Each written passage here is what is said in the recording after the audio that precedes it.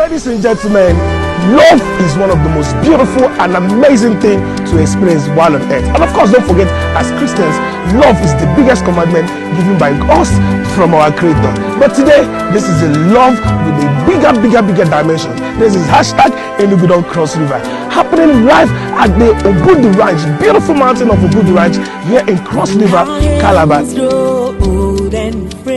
She doesn't know about this, but I look up to her. She's a mentor, super sweet, she's godly, she's hardworking.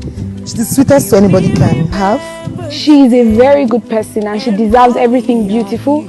Today is Minister Yadah's big day and I'm happy she's getting married to the love of her life. So yeah, we wish her well. Praise is a child that I won't have anything to regret about.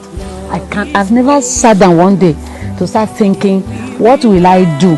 How will I go about it to make this child reasonable? No, she's an easygoing child. She have not made me complain or have a prayer point to say this child is a problem. She have never done that.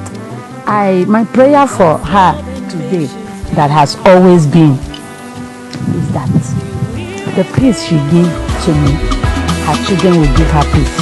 Joy and peace that the world cannot give, and hope for tomorrow.